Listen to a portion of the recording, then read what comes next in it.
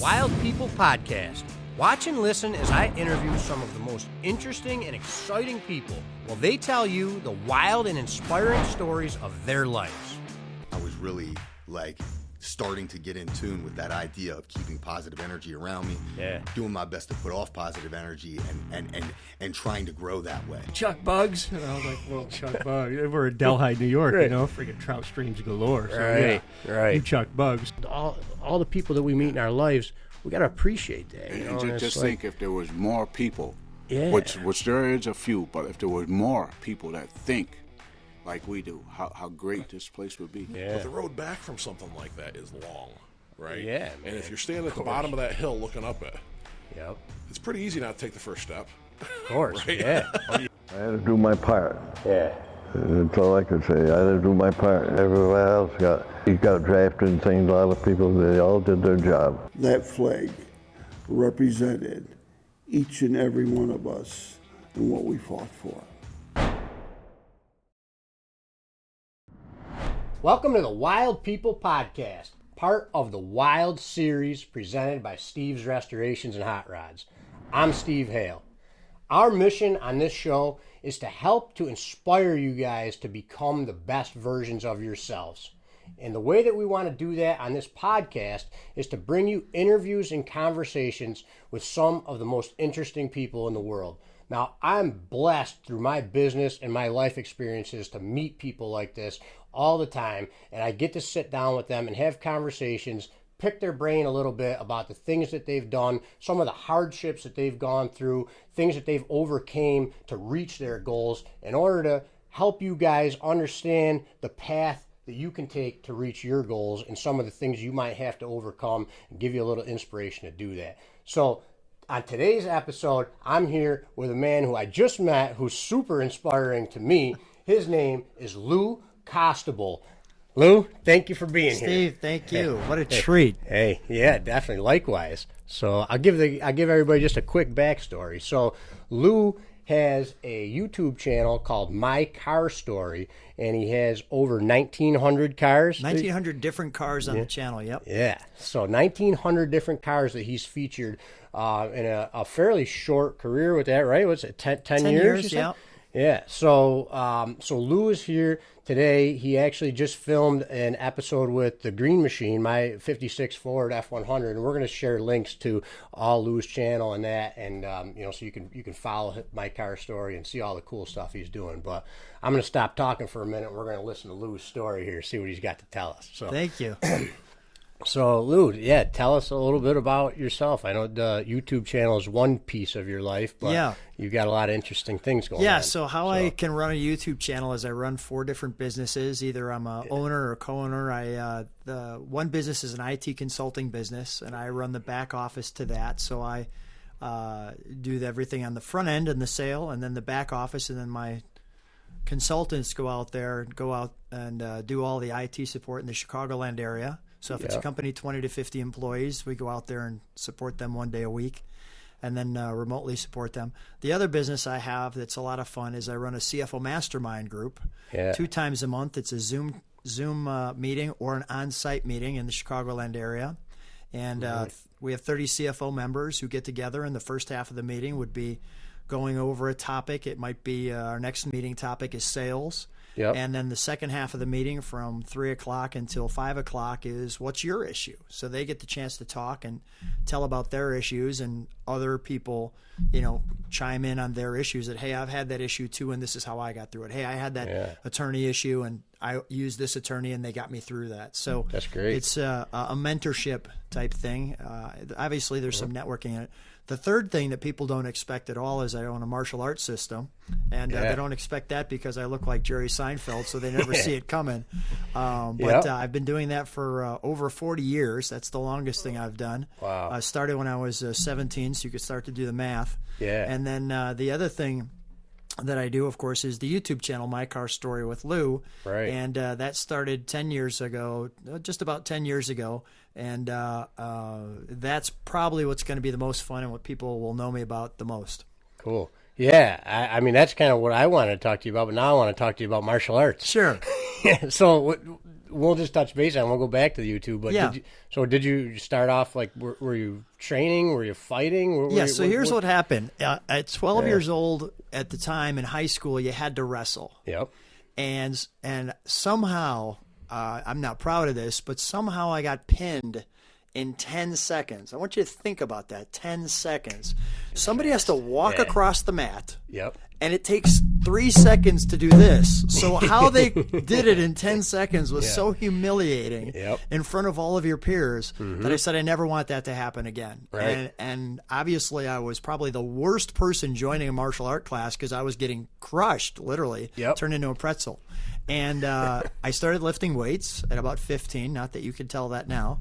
But so I was lifting weights, and a buddy of mine at 17 said, hey, I'm going to go take this martial art class, and I want you to come with. And he was on our offensive line of our football team. And I thought, if this guy thinks he needs it, holy crap, I need to get in there. Yeah. So I started taking the class, and I was probably, like I said, maybe one of the worst students. But the thing that I think is inspirational to other people that I can share is, number one, you got to be determined. Yep. And it starts with determination. You're going to get beat in martial arts when you start. It's just a matter of fact. Yep. And then thing as arm wrestling. Exactly. Yep. And then number two is then you start to have some success. The nice thing about martial arts is it's very easy because they have a belt system. Right. You know, hey, I'm a yellow belt. Hey, I'm a green belt. Hey, I'm a blue belt. Right. And the other bonus was that I had a friend. So on the rides home, he would drive, and he would tell me things like, wow, you really fought well today. And I was thinking, I was just trying to survive for my life. What did I do that was well? Because I didn't even know. I was just moving. Right. And he would start to explain, hey, your guard was up. This was going well. You moved well left and right. Yep. And by having someone kind of give you instant feedback on how you were doing your job. And then, of course, when I got my black belt, I still, believe it or not, wasn't this third one. That didn't come until I got my third-degree black belt, right? Which was confidence. Yeah. And by the time I'm just thinking out loud, by the time I was a third degree, I was probably about 26 years old. Right. And from about 26 to 32, it was very rare that I lost any fights. Yeah. I mean, it was getting so obvious how fast I was at the time and moving well. I actually was not using my right hand for about 3 years. I was beating people so quickly with my left hand only and moving so well and kicking them and knocking them down that for 3 years I didn't get hit. I mean, so it was awesome. It was determination. Yep.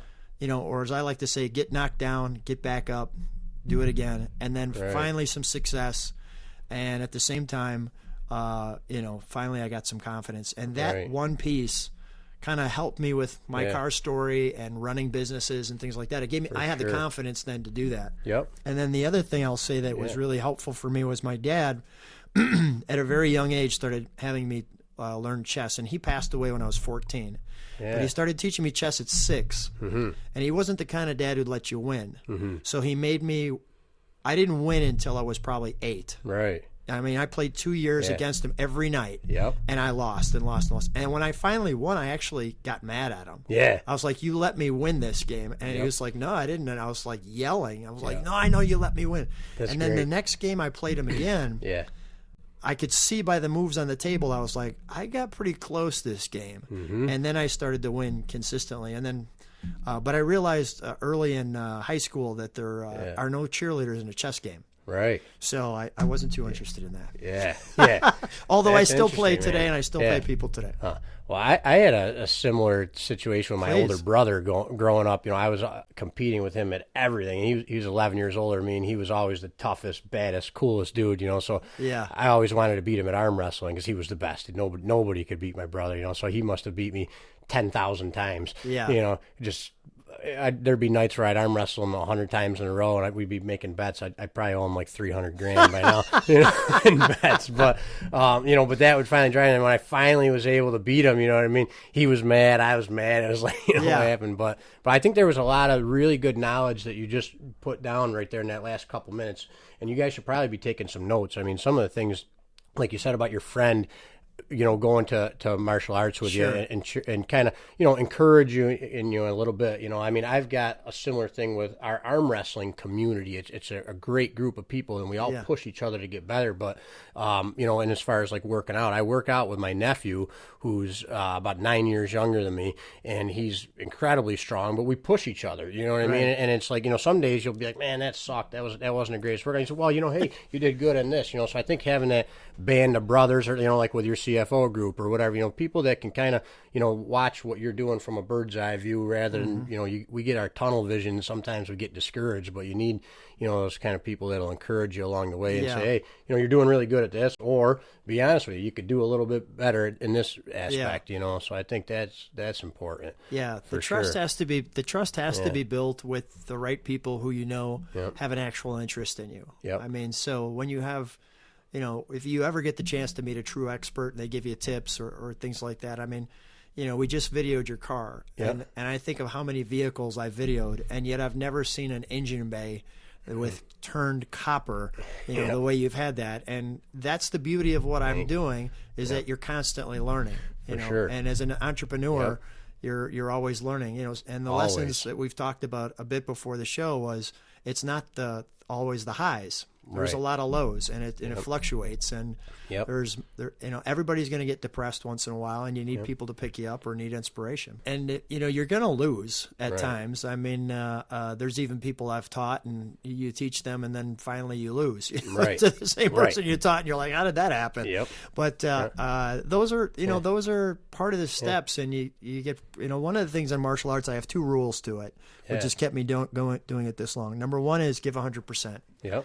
And sometimes you're sick. And I say giving 100% is just sitting on the side and watching everybody else do it. Yep. And then the other one is to have fun. If you're not having fun with whatever you're doing, I mean, I'm probably one of the few YouTubers that has a silver certificate award for having over 100,000 subscribers and has silver hair. Right. So most of them are all, solid color hair and, eating Cheetos and things like that. And I'm trying to, watch what I'm eating and things.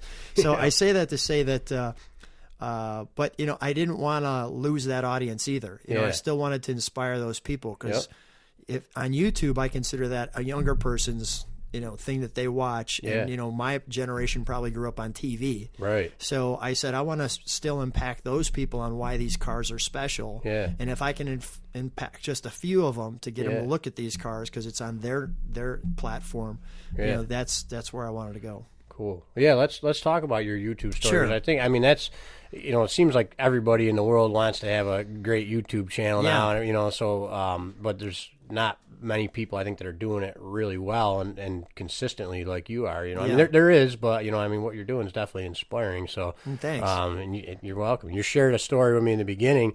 Your first interview didn't go the way you wanted. So I had this idea that I'd video cars, and I got that idea from my son. I was looking over his shoulder at the time. He was 8. He's 18 now, and he was looking at something called Minecraft, and I called it animated Legos with Monty Python's Flying Circus coming out of it. It was, oh look, there's a chicken over by the barn, and oh look, here comes Mr. Duck, and I thought it was the dumbest thing I've ever seen.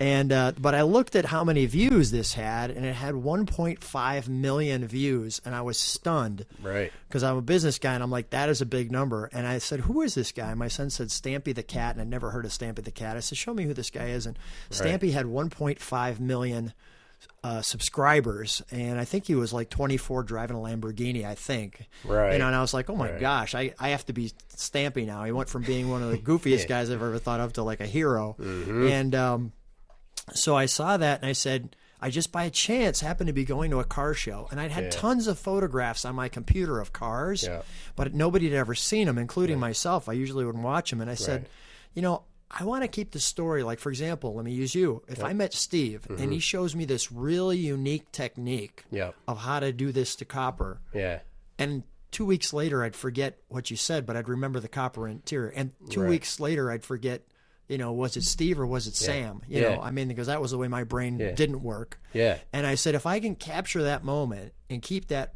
for myself, historically, it was very self-centered when I started YouTube. I wanted to keep it for myself.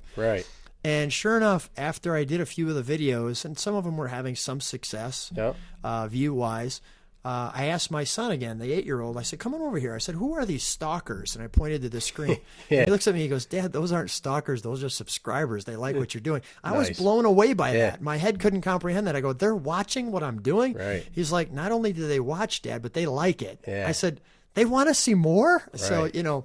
Well, I think I don't want to cut you off, but I think there's a really good point to be made there, you know, and which is the reason that I wanted to start this YouTube series and this podcast series that we're doing is because, you know, I feel like, and I said it in a part in the opening scene of the 1940 tow truck episode that we did with Mr. Joe Lamonto, which we'll put a link to that.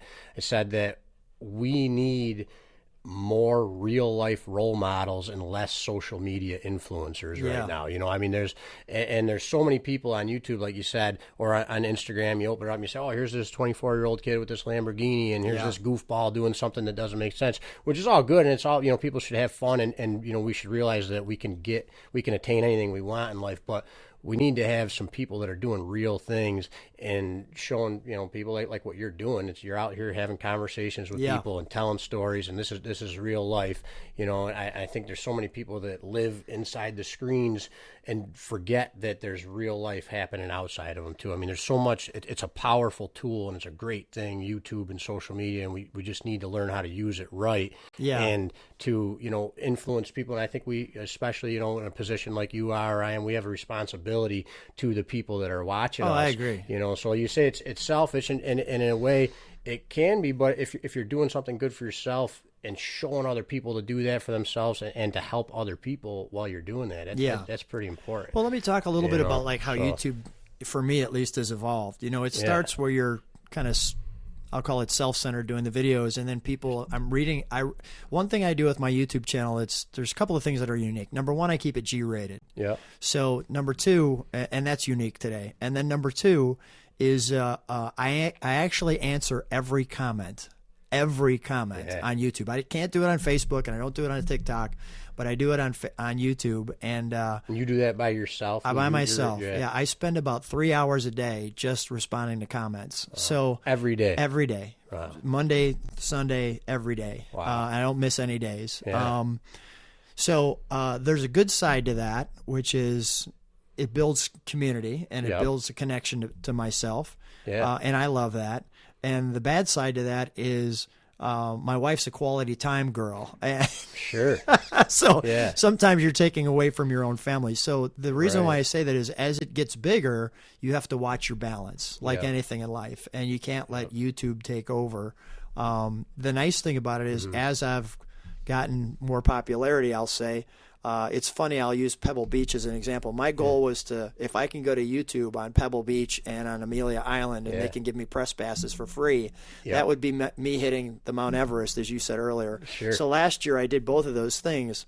And the funny thing was, it's good, but the funny thing was a lot of the cars that were there didn't do well on my channel, even though they might have been a $75 million Ferrari, because most people couldn't relate to that. They never grew up with a $75 million Ferrari. Yep. So sometimes you kind of, by going there and getting to that mountain, it kind of actually took me backwards and reminded me, no, I just want to hang with people with Chevys and Fords and Mopars and, you know, I'll call it my people. Yeah. So, I mean, it was great to hang there and it was great to get to the, you know, some great car shows. But I think that, let me say one other thing about YouTube that really is rarely talked about, but it's very lonely. Right. You know, people don't think about that, but there's a lot of time that I edit these videos with my son. Yeah. I'm not spending all the time with him. I actually have to set the edits up for him, and then he kind of puts the puzzle pieces together. Yep. But I'll give you an example. Last week I videoed a gentleman's location, and we did 5 cars. I started at 5:40 in the morning. Yep. And then I ended at 12:30 at night. Long day. Probably only I was there from 9 to 2. So. And then the rest of it was editing and setting up things and stuff like that. So I'm not trying to make it sound like, oh, poor me. I mean, I absolutely love what I do, and meeting you and Aaron and things like that is just a blast. And being on WildRide, it is a wild ride. But I'm just trying to emphasize, take it in moderation. You know, I put 3 videos out a week. Right. Sometimes I can do that in one day. I can video, like I said, I videoed Yep. that guy's 5 cars in one day. That'll be 2.5 weeks. Yep. So put that balance in there where you don't forget your Right. family in the process. For sure. I think a lot of people, hey, I got that Lamborghini now. Look at me, I'm so special. Right. Go back Right. to the basics. Yep. Well, I think that's a really good point with anything that you want to be good at, right? So, like for example, if it's martial arts, here you are, black belt winning tournaments. If you're arm wrestling and you want to be, winning tournaments in that, or if you're building cars, people come to the car show and they say, "Wow, look at this green machine! That thing is incredible."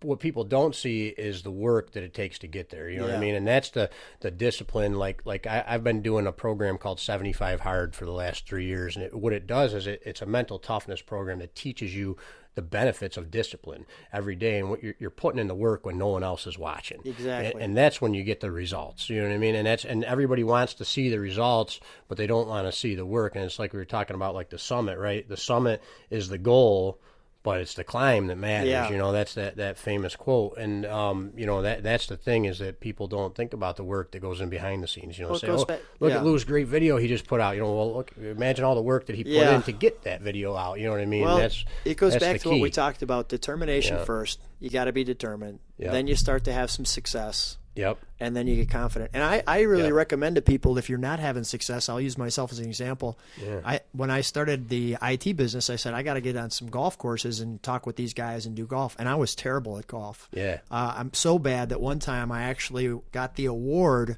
of all of the balls. They said, here, we're giving you 24 balls because who had the worst score on the course today. Yeah. And at that moment, that was the end of golf for me. Nice. So that sounds like me. I I'm like think- Happy Gilmore well- out there.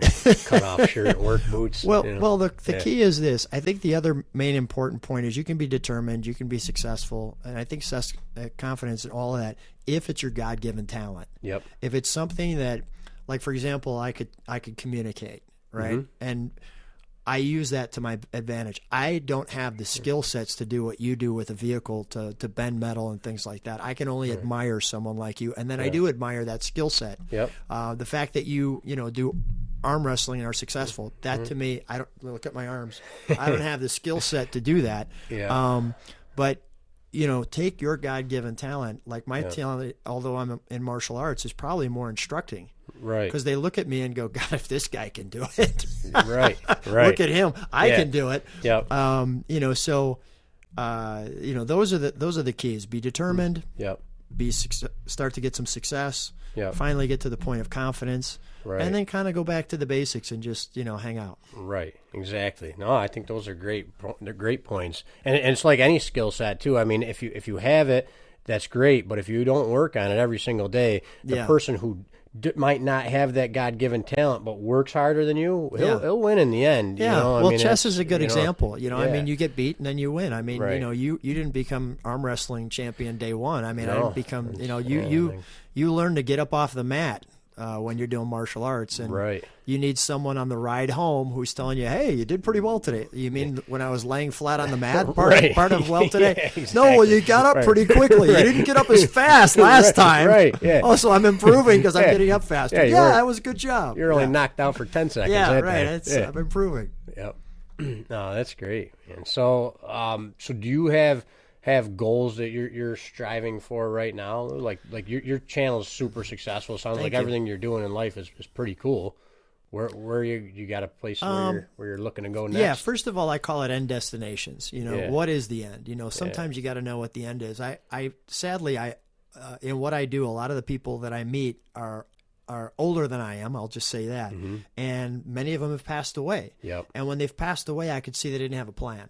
All the cars Right. are still there. All the stuff is now collecting dust. Yeah. So, I mean, my end goal is, probably for martial arts is to, continue to show up and have other people teach it for me. Meaning just, be the guy at some point, almost like Yoda, right? I come in, I say a few things, they all clap, I walk out. Yep. The end destination for my CFO group is I want 32 CFOs. I'm at 30, but that fluctuates, based on whether they stay or not.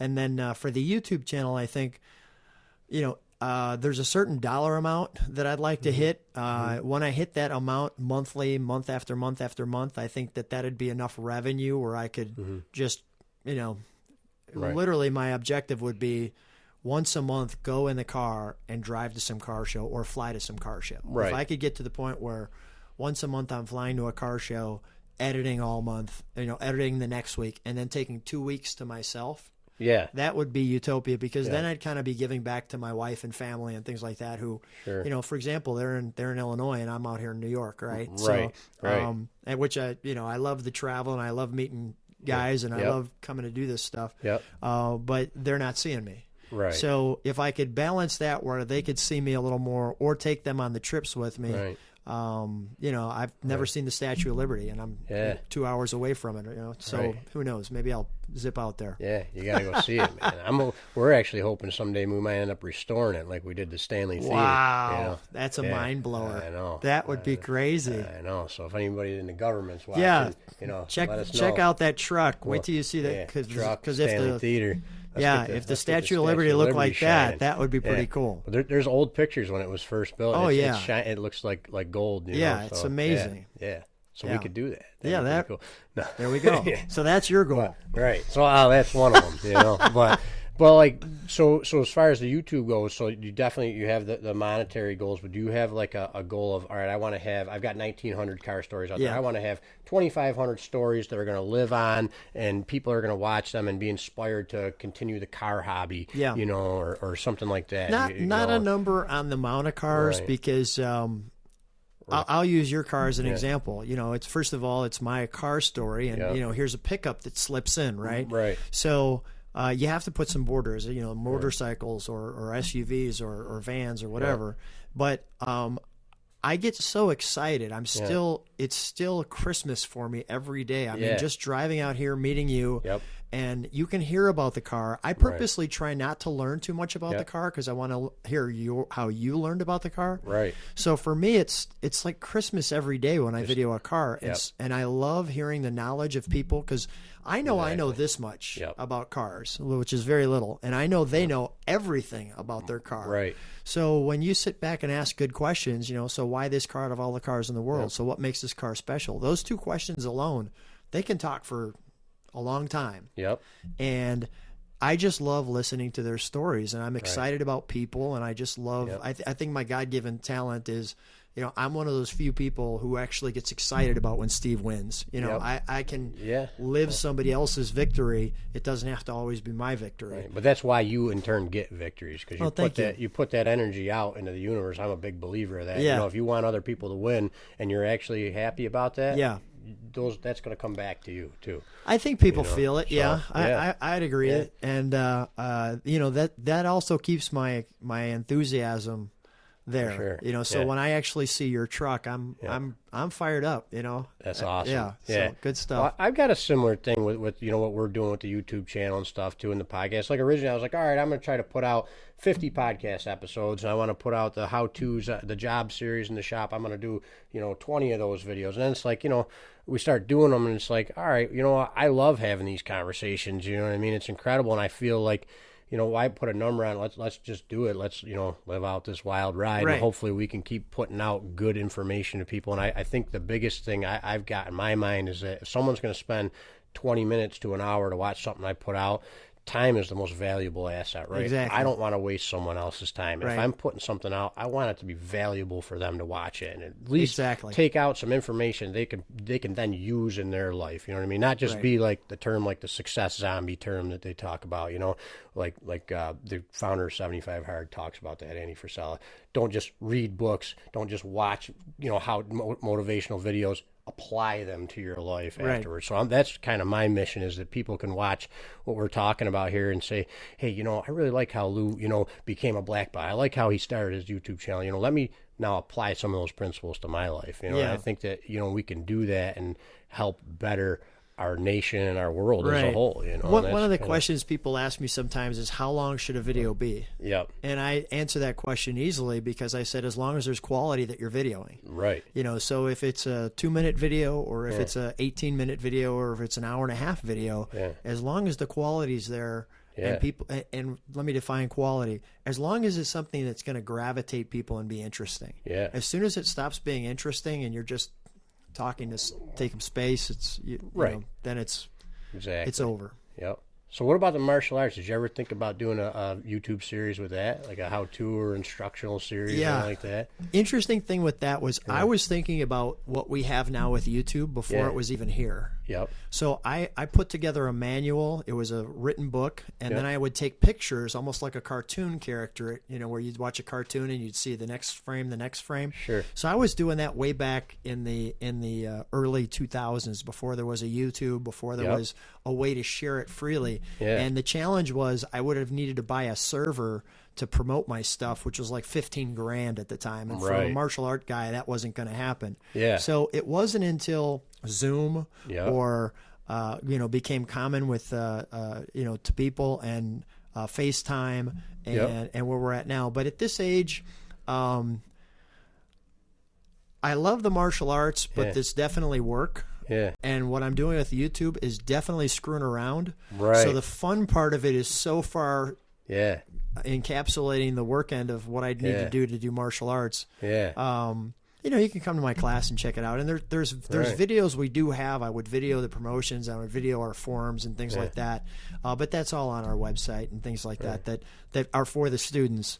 But to just sit back and be Mr. Miyagi or Yoda at this age, I could do it. But I guess if the public wanted it, I might think about it. But right now I'm having so much fun, and so many people are asking me to do the cars that I haven't thought about that. But it's something I maybe could do, but I just haven't thought about it. Well, if you ever put any videos out, man, I'll watch them. That sounds cool. That sounds fun. Even just quick little bit. I love looking at all those disciplines, and trying to apply them.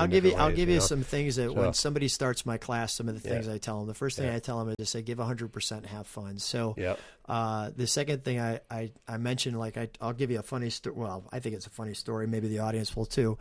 This mom comes in and she says to me, Lou, I've looked at your website. It's called TruePowerMartialArts.com. And she says, and she was all excited. She goes, I'm divorced, and little Billy here needs a role model, and I saw that you're a Christian.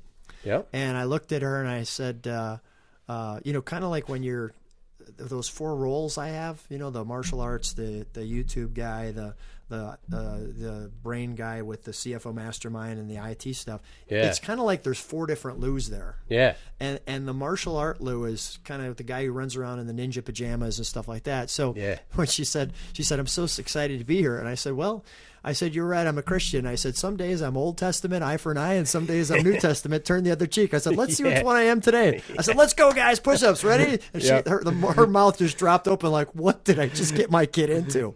So that's great right there. The other thing I'll tell them is you're going to get punched in the face. Yep. And the moms are like, what? I said, but let me tell you the return on investment there. Yeah. When we hit Billy in the face, and we will, then understand that the next thing that's going to happen with Billy is he's going to have to put his guard up. Mm-hmm. I said, and if he doesn't learn this, he's going to get hit in the face again until he learns to put his guard up. But once this happens in the real world, because you do get hit, whether it's bills or whatever, I said, then, you got to learn to put your guard up. And I said, but so let me let you know that. And then I have him sign a waiver so that when we hit him in the face, I don't get sued. And then, and then it happens. And then when they get hit in the face, they either quit or they keep coming. Right. And the ones who keep coming, can become black belts, and the ones who quit, that's a good day. It's kind of like me with the golfing. I was so bad that they're like, hey, and for our worst player, we're giving him 24 balls because he killed every tree in our golf course. And Lou Costabile, come on up. And at that moment, it's like, maybe I should be playing the cello. Maybe I should be playing drums or doing something different than golf. Right. So... No, that's awesome.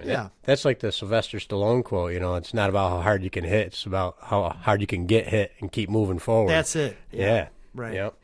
That's pretty cool, man. So if is there a message that you want to share with the world before we close out, Lou? Is there anything that you want people to think about? Or a couple of things, I guess, just real briefly. I mean, one of the things is, and I've talked about it, is, keep coming. When you do see that it's a thing that you can do, believe in yourself that you can keep going. I mean, literally it's 10 years and I don't have the most subscribers out there. And a funny thing my son will do every time I come home and I start to brag about something, my 18-year-old will go, hey, Dad, here's a YouTuber. He collects junk. He's got 260,000 subscribers. And what he's basically showing me is, Dad, you're not all that stuff.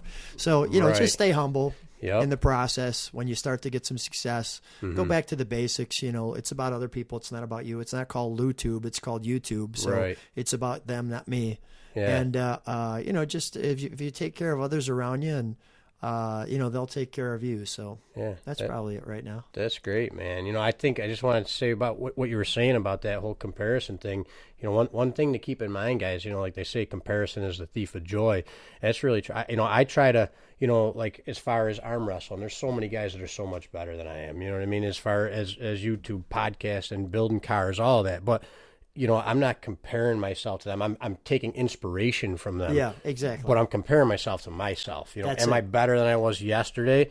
And am I doing things today to get myself to where I want to go? And that's that comparison. So, it's, you got to be really careful, especially nowadays with Instagram. You could open up the thing and say, oh, this guy's 20 and he's got 5 Lamborghinis. What am I doing wrong? Right. You know what I mean? And you can't do that comparison. Yeah, the only I agree with you 100%. The only comparison really should be to yourself. Even when someone comes into martial arts, and let's just say they get knocked on the rear end, right? Yep. And I could see they're discouraged. Yep. And you don't want to break their spirit. Right. So we may knock you down, but we're not going to break their spirit. So when they get knocked down, sometimes afterwards, I just come up to them, I put my hand on their back, I'm like, hey, that was a good day today. And I know that they're the same way I was with the guy who was telling me. They're like, that was a good day. He obviously beat me, and I'm like, but think about all the people who weren't here today, and think about that they didn't learn, and think about how you did show up and you did do push-ups, and you're getting better, and you're going to keep coming, and one day you're going to take him. Exactly. And they're like, oh, okay, I guess one day I will take him. Exactly. And that's what happens. But podcasts like this, I'm excited to be on the Wild Ride. It is a wild ride, and I'm just pleased to be here, and it's so much fun to come on out and meet you and see your unbelievably talented work, and let's keep the victories going. Thanks a lot, Lou. I appreciate it. Thank you. My pleasure. All right. Well, hey, guys, we'll see you on the next one. We're going to put links in the description so you can see all the awesome stuff that Lou's doing. Check out his websites, and make sure you check out My Car Story. So we'll share all that with you guys. So just remember to get out there and live your wild ride. We'll see you guys on the next one.